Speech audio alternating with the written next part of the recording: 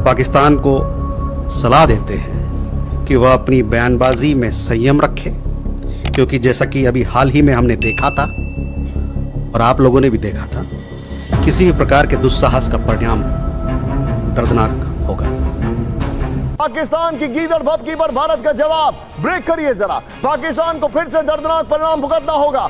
और ये जब इस वक्त शुरू करेंगे, they will start from the rear, ये जो rear end of your air bases और बॉम्ब करते करते आके आएंगे, ये आपको तबाह करेंगे। इस वक्त एक जानिब तो पाकिस्तान और भारत के दरमियान किसी भी वक्त हालात कशीदा हो सकते हैं, मामलात हाथ से निकल सकते हैं और पाकिस्तान इस वक्त मुकम्मल तौर पर एक तरफ सरहदों पर जाहिर टेंशन बढ़ रही है, दूसरी तरफ भारतीय जासूस तैयारा जो कि भारतीय खुफिया एजेंसी रॉ ऑपरेट करती है, वो पंजाब के बॉर्डर पर उसने कुछ मशकूक परवाजें की हैं। उन परवाजों का भी कुछ डाटा जो है वो हमारे पास हासिल हुआ है और किस तरह से भारत जो है उसके तैयारे जो हैं वो लगातार इस तरीके से परवाजें कर रहे हैं। और खुद मोदी खुद सुपर हीरो है, क्यों कि उसने दुनिया को हिला के रख दी। एक अजीब सी सूरत हाल है। आपको पता है कि जंगी मशक़ें भी भारत जो है वो राजस्थान बॉर्डर के ऊपर कर रहा है, फ़ज़ाई मशक़ें।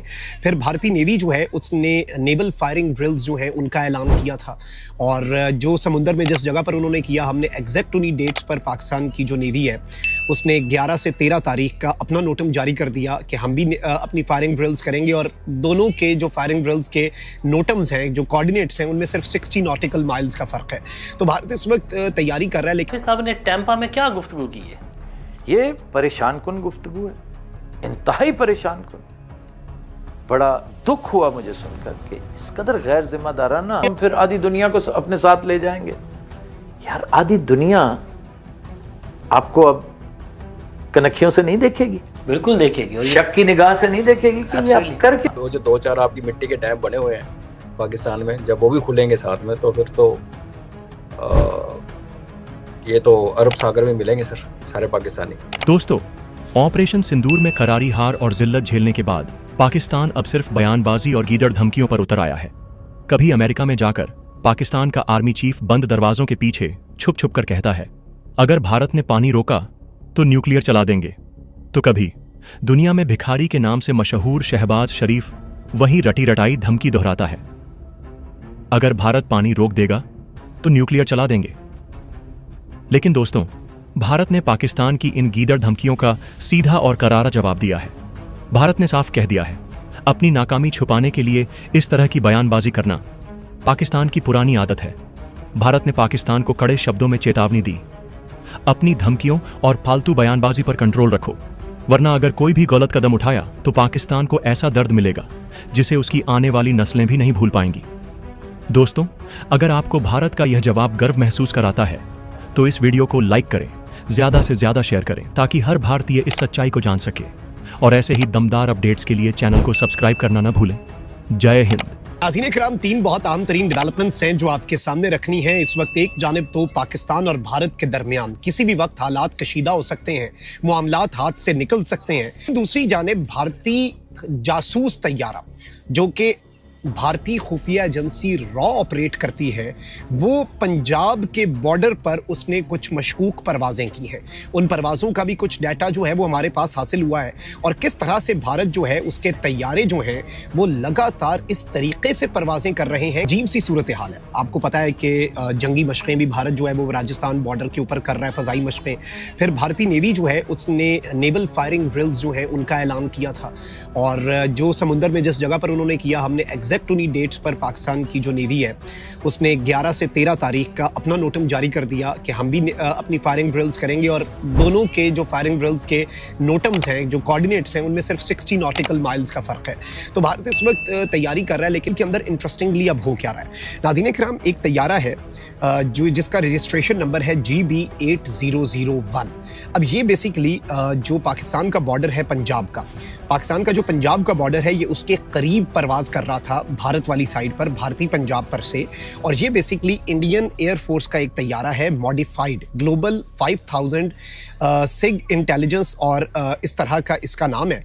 और बेसिकली इसमें इंटरेस्टिंग चीज़ क्या है?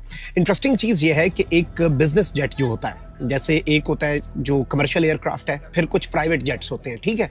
प्राइवेट जेट ज़रा छोटे होते हैं लेकिन वो बिजनेसमैन जो हैं वो यूज़ करते हैं, या फिर जो इंपॉर्टेंट शख्सियात हैं वो यूज़ करती हैं। वो बेसिकली कमर्शियल यूज़ के लिए ही होता है या फिर प्राइवेट यूज़ के लिए होता है। अब इंडियन रॉ जो है उसने क्या किया, उसने एक ये वाला जो तैयारा है ग्लोबल 5000 तैयारा, ये हासिल किया। ये बिजनेस जेट जो है ये वो है, लेकिन इसे मॉडिफाई किया गया स्पाई प्लेन के तौर पर, यानी इसे जासूसी, बाहर से बॉडी वही है लेकिन ये जासूसी वाला और इसमें सर्वेलेंस का इक्विपमेंट जो है वो लगाया गया। और ये जो तैयारा है आयशा साहिबा, इंडियन जो आर्मी चीफ है उनका भी ये कहना है कि जंग अभी खत्म नहीं और किसी भी टाइम दोबारा शुरू हो सकती है। तो ये जो ऑपरेशन था, क्या ये मिलिट्री ऑपरेशन खत्म हो गया है? ये कन्फ्रंटेशन खत्म हो गई, कंक्लूड हो गई है ये? देखिए, ये 4 डेज का नियर वॉर थी, ये कॉन्फ्लिक्ट था, वो तो ख़त्म हो गया है। लेकिन जाहिर है चूंकि दोनों ममालिक के दरमियान जो ताल्लुकात हैं और जो टेंशन है उसी तरह से चल रही है, तो इसलिए जो है वो जो कॉन्फ्लिक्ट की फिजा है वो तो उसी तरह कायम है ना। कोई गुफ्तगू दैट वे कोई हो नहीं रही, तो और कभी भी कहीं कोई स्पार्किंग हो सकती है। सो इस वजह से जो है कि देखिए उनका क्लेम, इंडियन क्लेम ये है कि हाँ जी कॉन्फ्लिक्ट ख़त्म नहीं हुआ, हम इसको अभी हम जारी रखेंगे। बात टेंस है फिजा दोनों साइड से, दोनों कॉशियस हैं, कॉन्शियस हैं, दोनों को एक दूसरे पे शक है, ट्रस्ट डेफिसिट बहुत हाई है और कोई भी चीज़ एग्रीवेट कर सकती है और नाराज़गी भी है। मतलब कि आर्म फोर्सेस जो हैं वो एक पॉलिटिकल डिसीजन तो ले लिया गया सीज फायर का, लेकिन जाहिर है जो मिलिट्री है उनकी वो इतने सेटिस्फाइड नहीं है। मैं आपको याद कराती चलूं कि जब कारगिल हुआ था तो उसके बाद आपको याद अगर पड़े तो पाकिस्तान नेवी का एक अटलांटिक था जो कि लाइन ऑफ कंट्रोल के बहुत करीब चला गया था और then it was shot down by the Indians.